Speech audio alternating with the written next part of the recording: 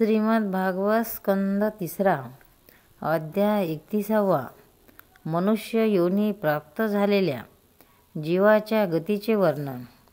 श्री भगवान म्हणतात, जीव मनुष्य शरीरात जन्म घेण्यासाठी भगवंताच्या प्रेरणेने आपल्या पूर्व कर्मानुसार पुरुषांच्या वीर्यकणांच्या आश्रयाने स्त्रीच्या उदरात प्रवेश करतो. तेथे वीर्यकर्ण एका रात्रीत स्त्रीच्या हृदयामध्ये मिसळून एकरूप बनतो. 5 दिवसात बुडबुड्यासारखा होतो.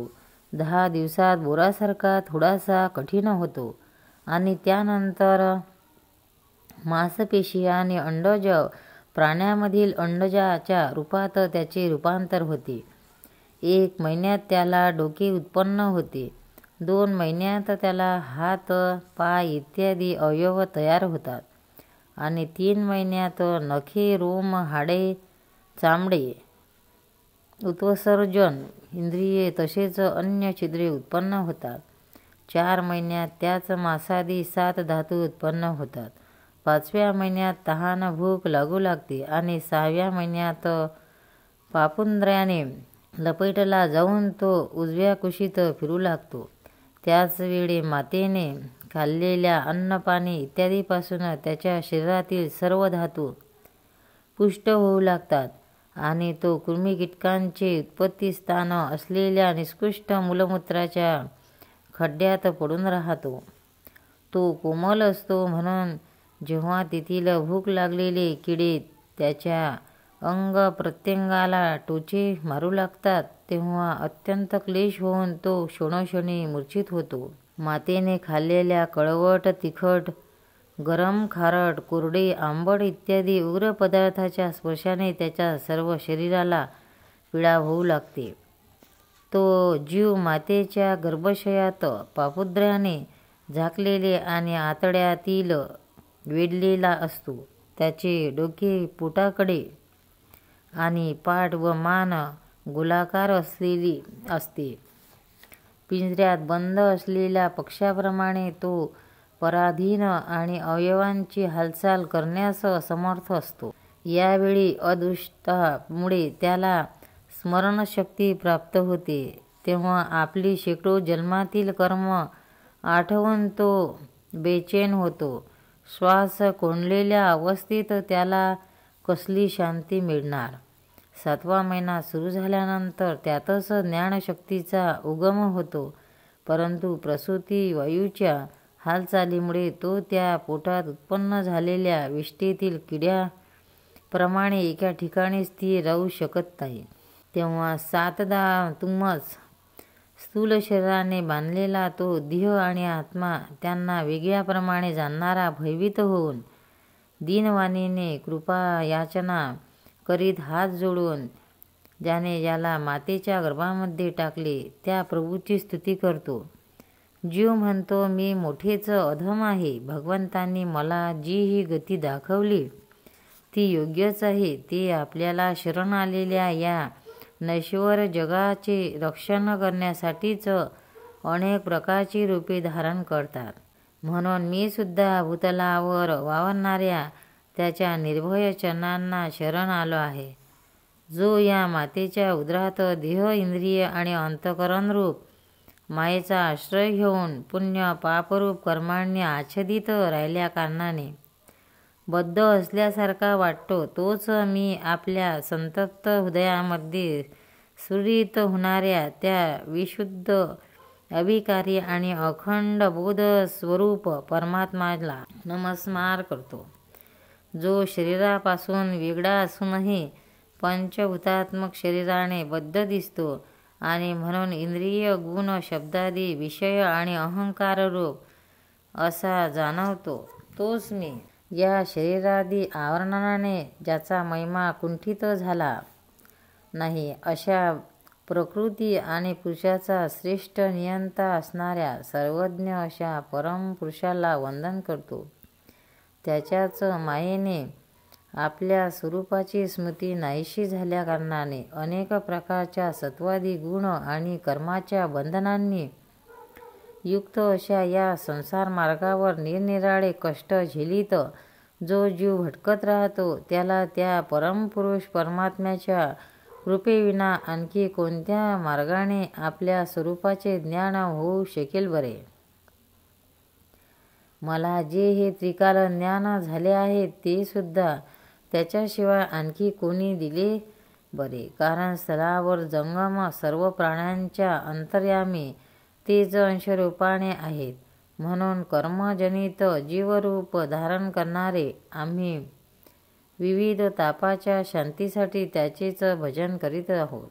हा देहधारी जीव दुसऱ्या देहाच्या पोटातील मलमूत्र आणि रक्ताच्या कुंडात पडलेला आणि त्या देहातील जठराग्नी याचे शरीर पोळत आहे.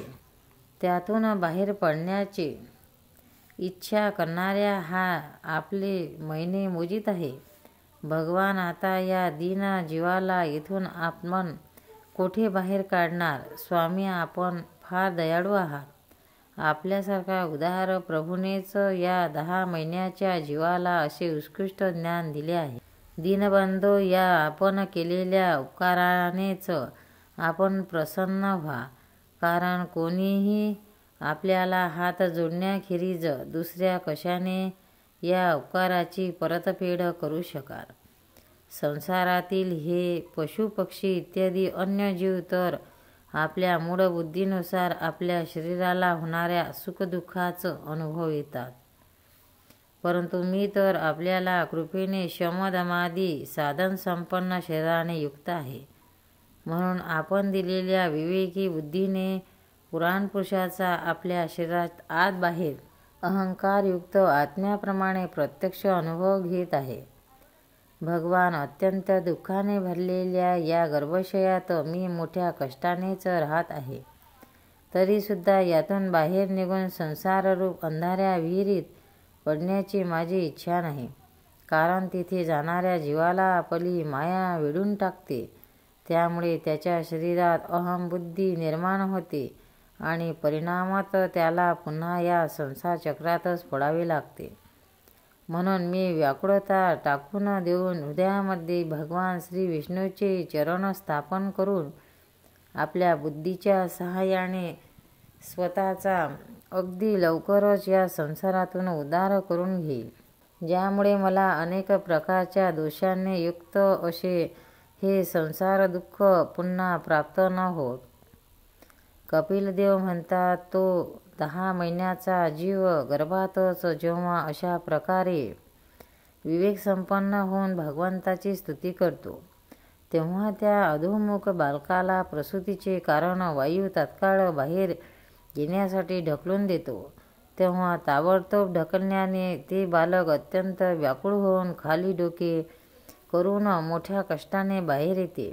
त्यावेळी त्याची श्वासाची गती थांबते आणि त्याची पूर्वस्मृती नष्ट होते. मातेचे रक्त आणि मूत्रात जमिनीवर पडलेले ते बालक विष्ठेतील किड्याप्रमाणे तरफडते. त्याचे गर्भावासाच्या वेळेचे सर्व ज्ञान नष्ट होते आणि ते देहाभिमानरूप अज्ञान दशा प्राप्त होऊन वारंवार जोराने रडू लागते. नंतर जे लोक त्याच्या मनोदय समजू शकत नाही त्याच्याद्वारा त्याचे पालनपोषण होते. अशा अवस्थेत त्याला जी प्रतिकूलता प्राप्त होते तिचा निषेध करण्याची शक्तीसुद्धा त्याच्यातच असत नाही. जेव्हा त्या शिशु अवस्थेतील जीवाला मडकट बाजेवर झोपवले जाते, तेथे ढेकूण इत्यादी स्वदेज जीव चिटकलेले असतात. तेव्हा त्या शरीराला खाजविणे, उठून बसणे किंवा कुशी बदलण्याचेही सामर्थ्य नसल्याने फार कष्ट होतात. त्याची त्वचा अतिशय कोमल असते. त्याला डास, चिलटे आणि ढेकूण असे चावतात की जसे मोठे किडे लहान किड्याला चावतात. अशा वेळी त्याचे गर्भावस्थेतील सर्व ज्ञान नाहीसे होते आणि ते रडण्याखेरीज दुसरे काही करू शकत नाही. अशा प्रकारे कुमार आणि पौगंड अवस्थेतील दुःख भोगून ते बालक युव अवस्थेत पोहोचते. त्याच वेळी त्याला इच्छित भोग मिळाले नाहीत तर अज्ञानाने ते क्रोध होऊन शोकाकुलही होते. देहाबरोबरच अभिमान आणि क्रोध वाढल्याकारणाने कामाच्या आधीन झालेला तो जीव आपलाच नाश करण्यासाठी दुसऱ्या कामी पुरुषाशी वैर करतो. खोटी बुद्धी धारण करणारा तो अज्ञानी जीव महापंच भूतांनी तयार केलेले या देहात चुकीच्या समजुती नेहमी मी माझे असा अभिमान धरू लागतो. जे शरीर त्याला वृद्धावस्था इत्यादी अनेक प्रकारचे कष्ट देते, तसेच विद्या आणि कर्म यांनी बद्ध झाले असल्या कारणाने त्याला पिच्छा सुटत नाही. त्याच्यासाठी हा निरनिराळी कर्म करीत राहतो. त्याच्या बंधनामुळे त्याला वारंवार संसार चक्रात पडावे लागते. सन्मार्गाने चालवणाऱ्या या जीवाची एखाद्या जिव्हा आणि उपस्थ इंद्रियाच्या भोगात रममाण झालेल्या विषयी पुरुषाशी गाठ पडते आणि हाही त्याच आस्था ठेवून त्याचे अनुकरण करू लागला तर पहिल्याप्रमाणे तो पुन्हा नरकी योनीमध्ये पडतो. त्याला संगतीमुळे सत्य, अंतर्बाह्य पवित्रता, दया, वाणीचा संयम, बुद्धी, धन, संपत्ती, लज्जा, यश, क्षमा, मन आणि इंद्रियाचा संयम, ऐश्वर्य इत्यादी सर्व सद्गुण नष्ट होतात. म्हणून त्या अत्यंत शोचनीय स्त्रीच्या हातातील बाहुले बनलेले अशांत, मूर्ख आणि आत्मघात करणाऱ्या असत्पुरुषाची संगत कधीही करू नये. कारण या जीवाला जसे स्त्री आणि स्त्रियेच्या संगतीत राहण्याशी संगत केल्याने मोह आणि बंधन प्राप्त होते, तसेच अन्य कोणाचीही संगत केल्याने होत नाही. एकदा आपली कन्या सरस्वतीला पाहून ब्रह्मदेव सुद्धा तिच्या रूप लावण्यावर मोहित झाले होते आणि ती हरिणी होऊन पडत असताना तिच्या मागे निर्लज्जपणे हरिण होऊन पडू लागले. त्याच ब्रह्मदेवाने मरीची इत्यादी प्रजापतींची तसेच मरीची इत्यादींची कश्यप आदींनी देव मनुष्यादी प्राण्यांची सृष्टी निर्माण केली. म्हणून यापैकी एकमेव ऋषी प्रवर नारायण सोडून असा कोणता पुरुष आहे की त्याची बुद्धी स्त्रीरूपी मायेने मोहित होत नाही. अहो माझ्या या स्त्रीरूपी मायेने सामर्थ्य तर पहा, जी आपल्या नेत्रकटाक्षाने मोठमोठ्या दिग्विजयी वीरांना पायदळी तुडविते. जो पुरुष योगाच्या उच्च पदावर आरूढ होऊ इच्छितो किंवा ज्याला माझ्या सेवेच्या प्रभावाने अनात्माचा विवेक उत्पन्न झाला आहे, त्याने स्त्रियेचा संग कधीही करू नये. कारण स्त्रियांना अशा पुरुषांसाठी नरकाचे उघडलेले दार म्हटले आहे.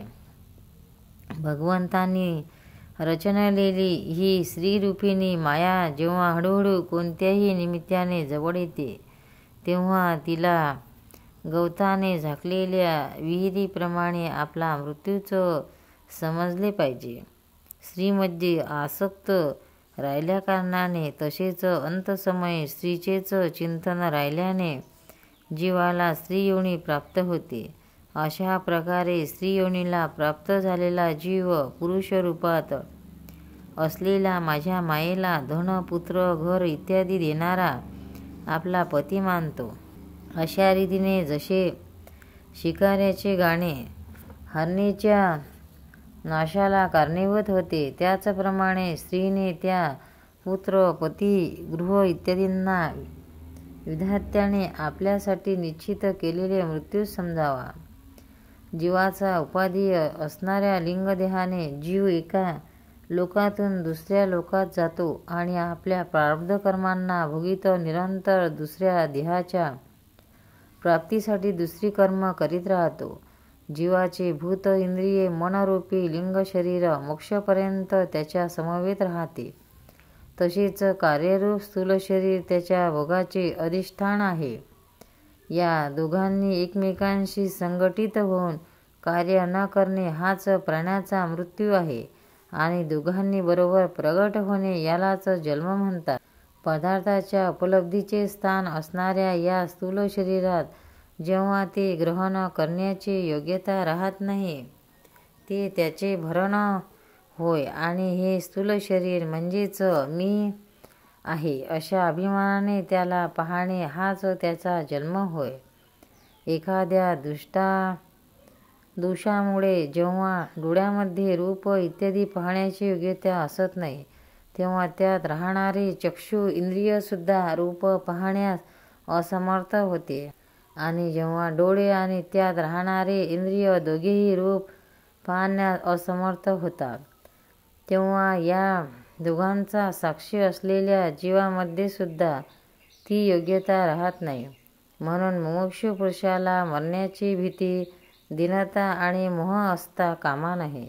त्याने जीवाचे स्वरूप जाणून धैर्यपूर्वक निसंग भावने येथील व्यवहार करावे.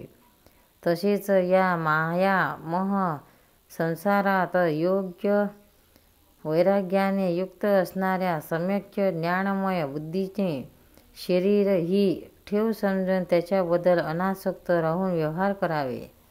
गोपाल कृष्ण भगवान की जय. भक्तांनो, व्हिडिओ आवडल्यास व्हिडिओला लाईक करा, शेअर करा, सबस्क्राईब करा. तसेच बाजूला असलेल्या बेलवर क्लिक करा म्हणजे याच्यापुढील सर्व व्हिडिओ तुम्हाला सर्वात आधी मिळत जातील. जय श्री कृष्ण.